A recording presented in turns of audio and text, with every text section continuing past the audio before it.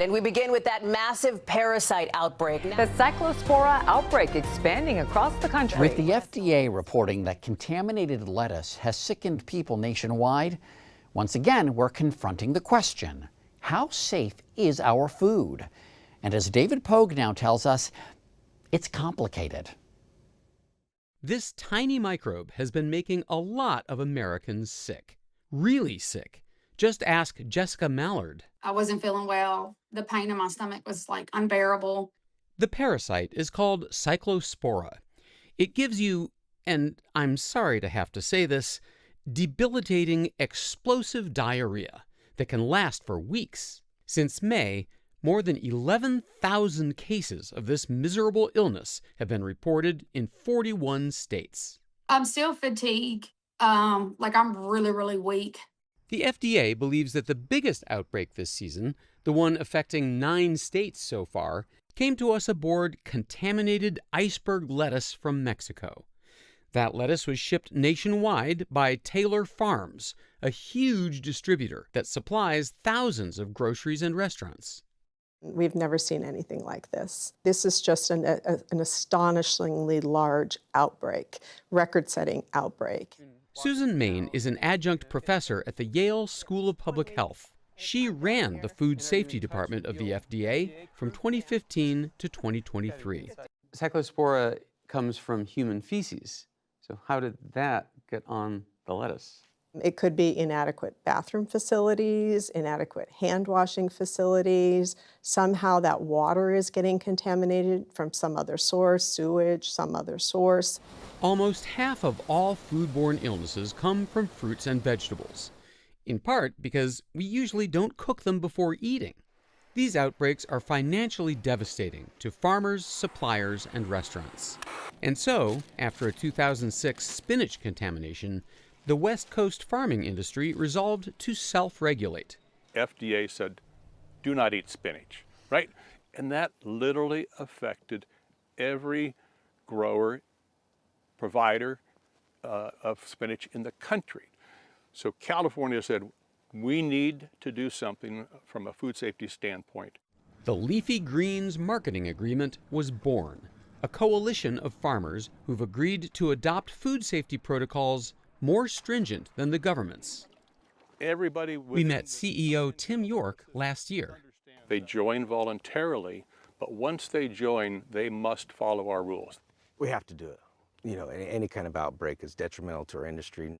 Jack Vesey is a fourth-generation produce farmer who works by the LGMA's rules, sanitizing the irrigation water, testing it at the source and at the spraying end, hairnets and gloves, knife disinfectant, traceability purposes, state inspections at least 3 times a year, barcodes for tracing produce back to their originating fields. If my dad was here today, he'd probably think, oh my gosh, what are you guys doing now? All right, so despite all of this, outbreaks still happen. So why are they still happening? Outbreaks may occur because we are growing product outdoors. You know, some bacteria just occur naturally within an environment. They just exist. And so we control as much of the ecosystem as we can. Eventually, every discussion of food safety rolls around to the government. As I understand it, the budgets for food safety have been whittling down for multiple presidents. That is accurate. Food safety in the U.S. has been under-resourced for decades. In President Trump's second term, the FDA has lost about 20% of its staff. The CDC is down 25%. The CDC used to have 11 scientists tracking food parasites. Now it's 3. We had a national advisory committee, a committee that advised FDA and USDA on how to prevent microbial contamination in food. That advisory committee was disbanded. We used to convene meetings with our Mexican counterparts on how we can work together to improve food safety. That entire team was let go. And then there's FoodNet, a joint venture of the FDA, the CDC, and the USDA, an early warning surveillance program that used to track 8 particularly nasty microbes. But now it tracks only 2. And Cyclospora is not one of them? That's correct. In 2011, Congress passed a food safety bill that included a traceability rule. It said that any food-related company must keep detailed supply chain records for vulnerable ingredients all the way from the fields to the store. It was supposed to take effect this year. So I can tell you, having seen lettuce tracebacks, that would have been incredibly helpful. But Congress has delayed the rule until 2028. So next summer's Cyclospora outbreaks, we still won't be able to trace them. That's correct, unless Congress or somebody else intervenes in the interim. This past week, Health and Human Services Director Robert F. Kennedy Jr. spoke to reporters. Those criticisms are invalid. We've had no cuts in our surveillance program. We did cuts in the Food Net program, but they were for redundant surveillance. Is that accurate? No, it's not accurate. I mean, clearly there have been cuts. So for now, then, what would be your advice for consumers? For now, I would avoid the bagged salads.